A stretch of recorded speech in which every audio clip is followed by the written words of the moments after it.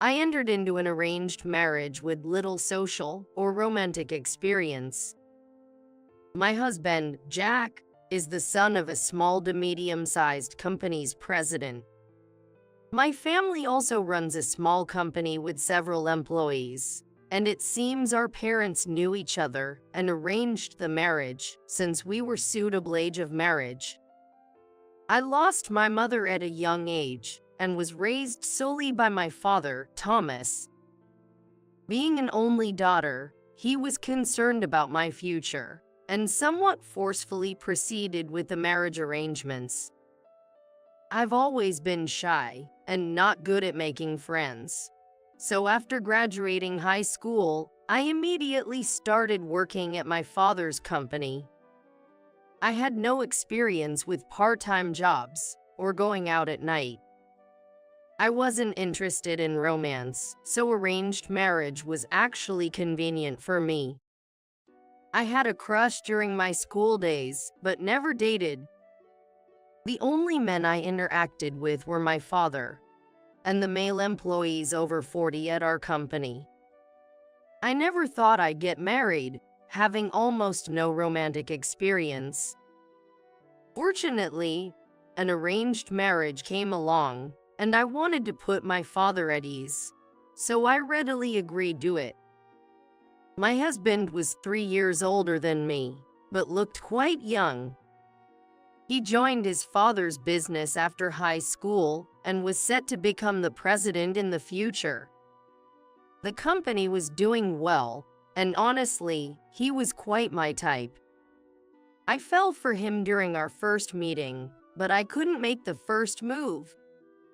Unexpectedly, he proposed during our second meeting, and I happily accepted, feeling over the moon.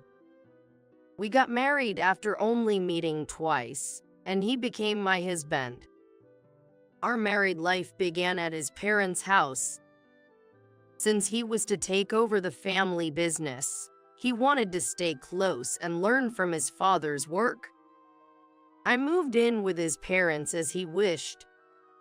His parents were happy that I could live with them, and I felt relieved that my father would be reassured.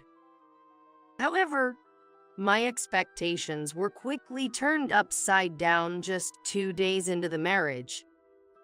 I lost my mother when I was little, so I can do housework. Or so I thought.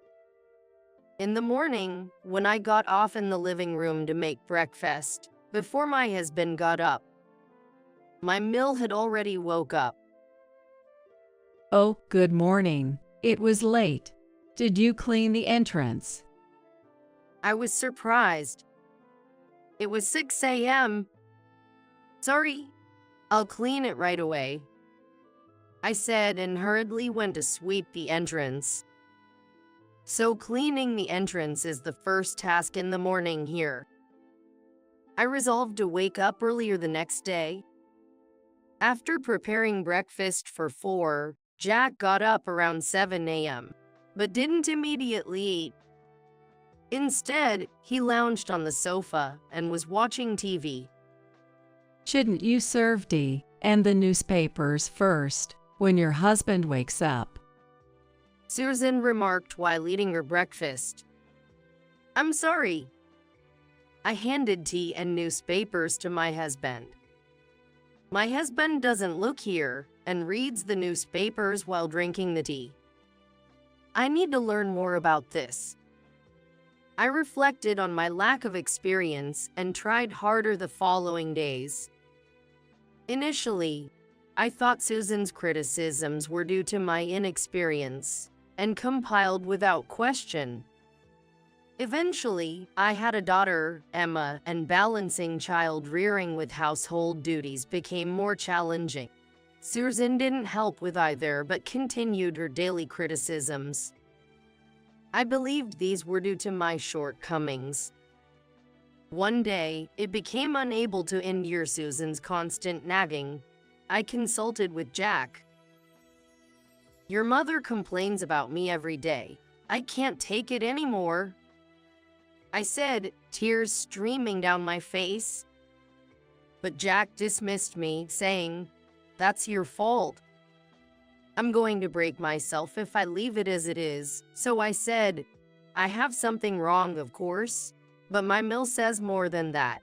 I was used for stress relief. I want you to deal with it. I was truly at my breaking point. But my husband, Jack, said something shocking. I married you despite your immaturity, and now my mom is trying to make you mature. Can't you see that? He snapped back at me angrily. But your mom's behavior is too much, I retorted. Suddenly, Jack calmed down and said, if you're going to say bad things of my mom, we might get divorced. Go back to your parents' house. And then he left the room. I couldn't comprehend his words at first. But as I gradually calmed down, I remembered and the idea of divorce crossed my mind. Either way, it seemed like Susan would interfere. So I decided to return to my parents' house for the time being. The next day at my parents' house, a divorce paper arrived from Jack. I was ready to go through with the divorce. However, my father, Thomas, opposed it. Perhaps he was upset about his only daughter getting divorced so soon. I tried hard to explain the situation to him, but he insisted that I endure it. Come to think of it, Thomas was always lenient with Susan and strict with my mother. Maybe he was also concerned about how it would look for his daughter to return home divorced. In the end, Thomas took me back home, and I had to apologize to Jack and Susan, returning to things as they were. But from that point on, Susan's nagging escalated. One day, as I was busy with housework as usual, Susan said, "Tea?" I was a little nervous, but I offered tea by saying, "Yes." It was the first time Susan had asked for something like that from me. I had been doing the meals, cleanup, and other chores, but she had never asked me to bring her tea or anything else. I thought maybe she was tired, but from the next day onward, it was always tea, newspaper, and she never moved from the sofa. Then, during a meal, she started, "Oh, it tastes too strong today. Are you trying to make me sick?" I said, "I'm sorry. I'll cook it again." To which she replied, "No need. It'll probably be the same anyway." She continued to complain as she ate. I had always received small criticisms about my cooking, but this time it was combined with spiteful comments. I was a little frustrated, but I had no choice but to apologize. I said, "I'm sorry. I'll be more careful after that." My husband and Phil are laughing while watching TV, and they don't care about us at all. Only my daughter is looking at my face with anxiety. I didn't want to show her me being scolded, so I just responded, "Understood," and ignored Susan's comments. But perhaps that annoyed her. She even started to scold Emma. It's the parent's responsibility if a child has no manners. It's because you have no manners that your child is rude, she would say loudly in front of my daughter. Finally, I asked her, "Please, Susan, speak a little softer," to which she hysterically shouted, "You raised her that way. It's your fault. Are you trying to make me the bad guy?" Even Jack looked concerned but defended his mother when I explained, saying, "Well, can't help it." Since then, Susan would call me over to scold me for every little thing. I used to think it was my fault, but not anymore. It was just her wanting to bully me. Realizing this, I began to feel a strong aversion towards her. But living together, I had to see her face every day. Even when I wanted to visit my parents, she would complain, "Planning to neglect your duties here? You've become quite arrogant." thinking of the nagging I'd face upon my return.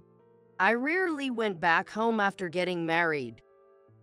During this time, my father, Thomas, died in a car accident. It was so sudden that I was in shock and couldn't listen to Susan's nagging anymore. I rushed to my parents' house. I don't remember much after that, being too busy. The company my father ran couldn't recover after his death, and it eventually closed after paying severance to the employees. A family lawyer handled everything, so I could stay beside my father's portrait. Then the lawyer told me about an inheritance from my father. As an only child, there were still some properties left even after paying the employees, which were designated as my inheritance. Despite not visiting or contacting my father much after marriage, he always took care of me. Mixed feelings of happiness and regret made me unable to stop crying. Then I learned the inheritance was a substantial amount of $1.2 million. I was surprised, but Jack seemed even happier. He was with me when I heard about the will. My husband can't hide her happy feeling, and he seems to be full of heritage, even my father's death. Watching him, I felt the same disgust I had for Susan. Jack, who pretended not to notice me being bullied by Susan. Jack, who didn't help with child rearing or even put effort into his father's business. Just lazed around all day. I swore to myself, who says I have to give him the inheritance, and began to consider a plan. Then, as expected, when everything was over and came back home, Mill was waiting for me. Expecting her usual nagging, I was surprised when she said, "You must be exhausted. Take some rest." I hadn't received a single word of sympathy from her in the decades since we married.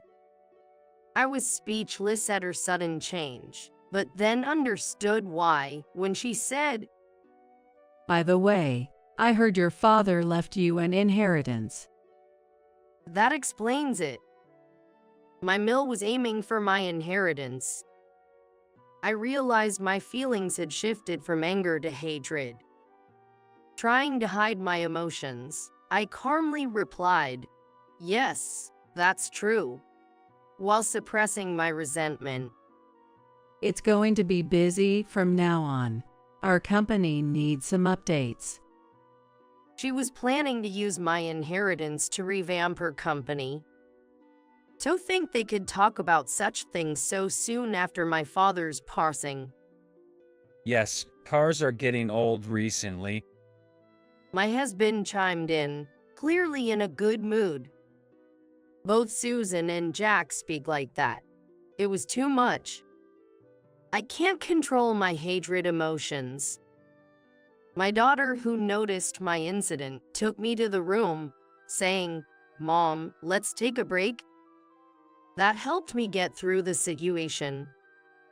After that, Susan's constant criticism stopped abruptly.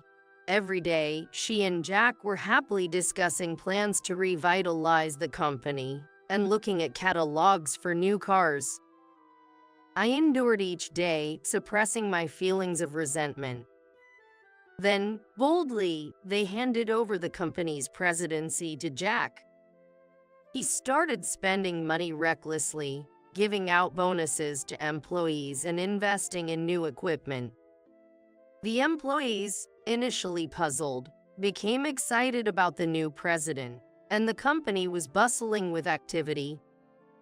Gradually, our house was updated too, even getting new appliances for the household chores I did. For a moment, I thought maybe life could continue peacefully without criticism. But thinking of the decades of mistreatment and how they were now using my father's inheritance as their own, I knew I had to go through with my plan. The day to execute my plan arrived. It was the company's recreational trip.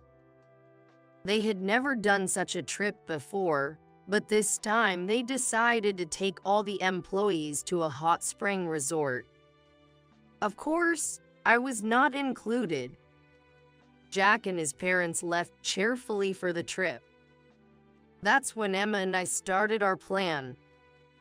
Right after they left, I called the moving truck I had arranged earlier.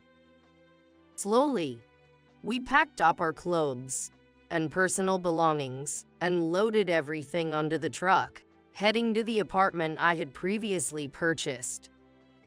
After my father passed away and I returned home, Emma and I had decided to buy an apartment to live in, just the two of us. There is no problem with the furniture that I bought little by little in the immediate life. In the past, Susan kept a close eye on me, and I couldn't freely go out. But recently, she had started going out more and let me leave the house without any complaints. I took advantage of this and bought furniture and appliances for our new place. It was somewhat surprising that Emma was on board with the plan. She has a similar personality, and she rarely opens her mouth at home. Sometimes she just talks about her school life with me.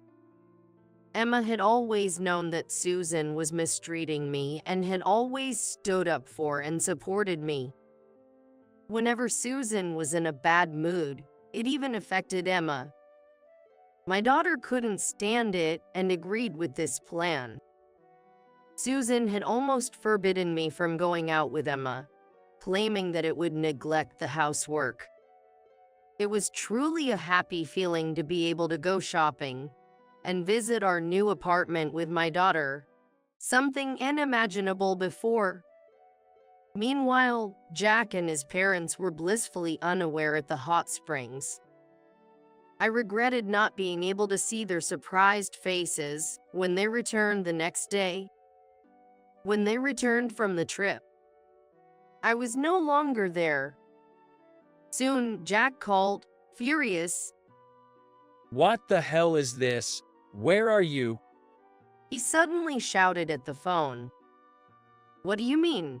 I can't live with your family anymore. That's why I left the house. Emma is with me. Calmly, I replied. What?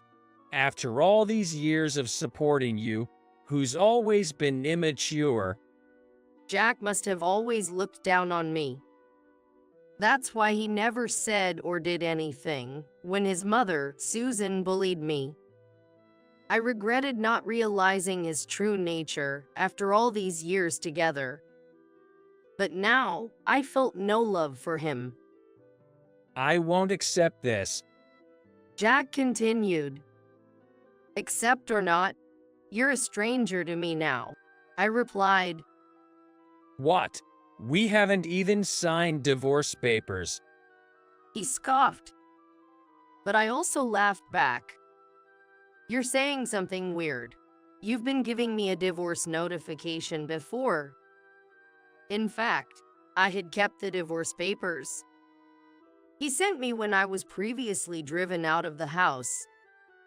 After my father's death, I filed the papers as part of my plan. So, Jack and I had been no longer family for quite some time. What? He seemed lost for words. Then someone snatched the phone and I heard a familiar voice. Do you realize what you've done? This is a crime. Susan's voice rang in my ear, sounding almost nostalgic. Calmly, I responded, It's not a crime. You signed as a witness, didn't you, Susan? That was a long time ago. Bringing it up now. Susan started screaming at me. I've endured your criticisms every day. Even after receiving the divorce papers, I stayed. But now, you're spending money recklessly, expecting my father's inheritance. Well, that's... Susan tried to make excuses, but I cut her off. I'm done with that life. The divorce papers were just sitting there, so I filed them. Is that a crime? She couldn't respond. I concluded the call with, "Thank you for everything over the years.